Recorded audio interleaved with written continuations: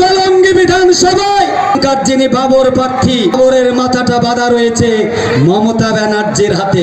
এখানে যিনি ইউনূস সরকার, আর মাথাটা বাঁধা রয়েছে আলিমুদ্দিন স্টেটে।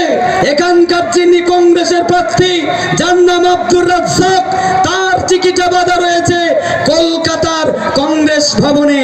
আর আমার মাথাটা রাখা আছে আল্লাহর দরবারে। কেন? আপনাদের জানার দরকার। কিন্তু আমার মতো মৌলানা রাজনীতিতে আসার প্রয়োজন হলো কেন? মমতা ব্যানার্জি এবং বিজেপি একই যে নেতৃত্ব, সেটা কোথায় কোথায় 3 দিন আগে মমতা ব্যানার্জি বলে ফেলেছেন। জলঙ্গি বিধানসভার ফরিদপুর স্কুল মাঠে আজ এক অন্যরকম চিত্র দেখা গেল। বহু প্রতীক্ষার পরেও অবশেষে পৌঁছতে পারলেন না আমজনতা উন্নয়ন পার্টির মুখ্য নেতা হুমায়ুন কবির। অসংখ্য জনতা কিন্তু তার আগমনের আশায় ঘন্টার পর ঘন্টা অপেক্ষা করেছিল, কিন্তু চোখ ছিল আকাশের দিকে, কখন নামবে হেলিকপ্টার আর কখন শুরু হবে সভা। কিন্তু শেষ পর্যন্ত সেই অপেক্ষায় রয়ে গেল অপূর্ণ। কিছু ত্রুটির কারণে তিনি আসতে পারেননি সভাস্থলে। আসতে না পারায় ছড়িয়ে পড়ে হতাশা। তবে হাল ছাড়েননি হুমায়ুন কবির। মোবাইল ফোন কলের মাধ্যমেই তিনি জনতার কাছে বার্তা পৌঁছে দেন। চেয়ারম্যান হিসেবে জলঙ্গি বিধানসভার সর্বস্তরের ভোটারদের কাছে আবেদন রাখছি। আমার আজকে আপনাদের ওখানে উপস্থিত হওয়ার কথা ছিল, আমাদের হেলিকপ্টার বিকল হওয়ায় আমি সেই প্রোগ্রামে যেতে পারিনি। আমি বীরভূমে রয়েছি, বীরভূমে সিউড়ি বিধানসভায় রোড শো করছি। আমাদের দলের প্রার্থী মৌলানা হাবিবুর রহমান সাহেবকে আমজনতা উন্নয়ন পার্টির প্রার্থী চিহ্নে ভোট দিয়ে বিপুল ভোটে জয়লাভ করার জন্য আপনাদেরকে আবেদন করছি।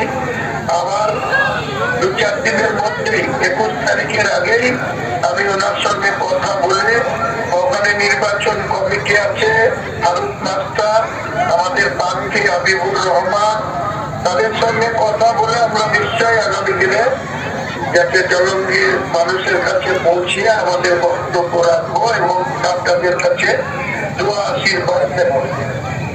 সবাইকে আমার সালাম আদাব জানিয়ে আমার সংক্ষিপ্ত বক্তব্য এখানে শেষ করলাম।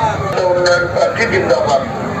দলকে শক্তিশালী করতে সকলের সমর্থক কামনা করেন এবং মঞ্চে দাঁড়িয়ে দীর্ঘক্ষণ বক্তব্য রাখেন প্রার্থী হাবিবুর রহমান। আমার মতো মৌলানা রাজনীতিতে আসার প্রয়োজন হলো কেন?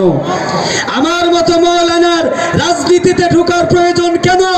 মমতা ব্যানার্জির আগেকার সরকারের হাতে 11 বার মার খেয়েছি, লালবাজারের লকআপে থেকেছি, জেলে থেকেছি, তখনও কিন্তু ঘাবড়ে যায়নি, ভয় পাইনি। আজও হাবিবুর রহমান ভয় পাবে না। শুধু আপনারা যদি আমার সাথে থাকেন, জোরে আমরা বলি নারে তাকবীর, নারে তাকবীর। ভয় আপনাদেরও নেই। ভয় কাকে করবেন? ভয় পাবার কি আছে? ইতিপূর্বে আপনারা সিপিএম এর জন্য রক্ত দিয়েছেন, কংগ্রেসের জন্য রক্ত দিয়েছেন, টিএমসির জন্য রক্ত দিচ্ছেন।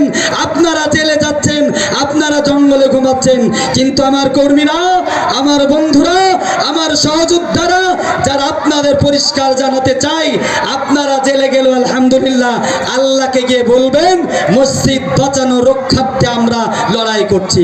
কেন? এই জলঙ্গি বিধানসভায় আমি হাবিবুর রহমান, আমার মাথাটা বাঁধা রয়েছে আল্লাহর দরবারে। আর এখানকার যিনি বাবর প্রার্থী, বাবরের মাথাটা বাঁধা রয়েছে মমতা ব্যানার্জির হাতে। এখানে যিনি ইউনূস সরকার, তার মাথাটা বাঁধা রয়েছে আলিমুদ্দিন স্টেটে। এখানকার যিনি কংগ্রেসের প্রার্থী, যার নাম আব্দুর রাজ্জাক, তার চিকিটা বাঁধা রয়েছে কলকাতার কংগ্রেস ভবনে। আর আমার মাথাটা রাখা আছে আল্লাহর দরবারে। কেন? আপনাদের জানার দরকার। মায়েরা ভালো করে শুনুন, এলাকার লোক, আপনাদের ঢপবাজি দেবার মতো আমার ক্ষমতা নাই। আজ আমি একজন আলেম, সেসবে ঢপবাজি গল্প দেবার আমার ক্ষমতা নাই।